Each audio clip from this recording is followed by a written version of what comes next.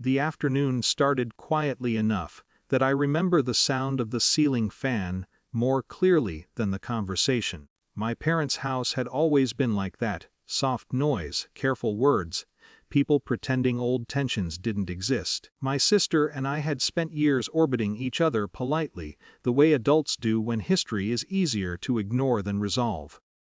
My daughter, Leela, was on the floor in the living room with a puzzle she'd found in the hall closet. 10 years old. Focused in the serious way children get when they want to prove they can finish something alone. I remember my mother bringing tea, my father reading something on his phone. Then the knock. 2 officers stood on the porch, not aggressive, not rushed, just procedural in the way people become when they're already inside a process. They asked for Leela by name. For a moment I thought it had to be a mistake. "Is there a problem?" I asked. The older officer glanced at a clipboard before answering. "We received a report." Behind me, my sister had stopped moving. The conversation that followed didn't feel real. Words came out slowly, as if the air in the room had thickened. An allegation had been made. Something serious enough that officers had to follow protocol. I kept waiting for my sister to speak. For her to say there had been a misunderstanding. For my parents to interrupt. But no one did. Leela stood beside me, confused but quiet, watching adults behave in a language she didn't understand. One officer knelt slightly to talk to her. "I'm sorry," he said softly. "But we need to take you with us for a little while." I remember the sound of metal more than anything else. Handcuffs aren't loud. They close with a small, mechanical click. My daughter didn't cry. She just looked back at me, as if waiting for the moment when someone would explain that this had all been a mistake. I turned to my sister. "What did you tell them?" Her voice was steady, almost defensive. "I reported what I thought was happening." Thought. My mother stepped in then, but not the way I expected. "Let the police handle it," she said quietly. My father didn't look up from the floor. The officers walked Leela out to the car. I stood in the driveway watching the door close behind her. No one followed me outside. The police station smelled like paper and old coffee.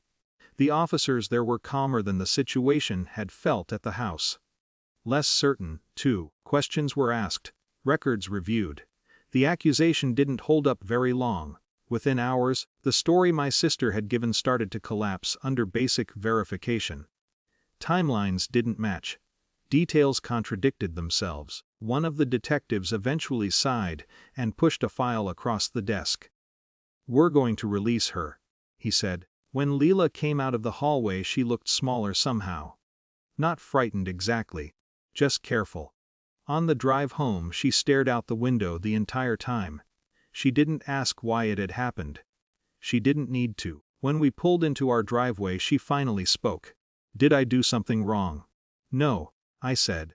And that was the moment I realized the argument I had imagined having with my family didn't matter anymore. Because the damage wasn't in the accusation. It was in the silence that followed it. For a while, everyone tried to pretend the day had simply been stressful. My sister sent a message a few days later. I was just trying to protect people. My mother asked if we could move past it. My father said almost nothing at all. I stopped responding. Instead, I started reading. Police reports, incident documentation, false reporting statutes, administrative complaint procedures. What surprised me most wasn't the legal language. It was how carefully everything had been recorded. The officer's arrival time, the exact phrasing of the accusation, the statements taken at the house. Systems don't forget things families try to bury. So I stopped treating the situation like a family problem. I treated it like a record.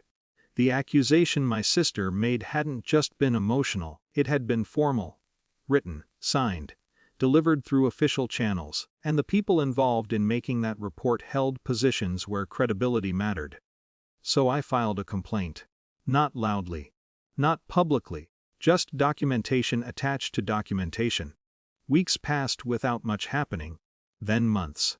Occasionally my parents would reach out, testing the possibility that time had softened things. "We should talk," my mother said once, but the truth was I had already said everything that mattered the day in the driveway. Eventually the first letter arrived. Administrative review, then another. Professional conduct inquiry. Institutions move slowly, but when they move with weight. The consequences weren't dramatic. No headlines. No shouting confrontations. Just investigations. Panels. Decisions that appeared quietly in official findings. Careers that depended on judgment and credibility suddenly didn't have either. My sister called once, late in the process. Her voice sounded different. Smaller. "You could have talked to me first." I thought about the living room that afternoon. The puzzle on the floor. The sound of metal around a child's wrists. "I did," I said, and that was the end of the conversation. Leela is doing better now. Therapy helped. Time helped more. Sometimes she still asks questions about that day. I answer them carefully. But the strangest part of the whole thing isn't the police station, or the investigation, or the quiet collapse of several careers. It's the memory that comes back most often.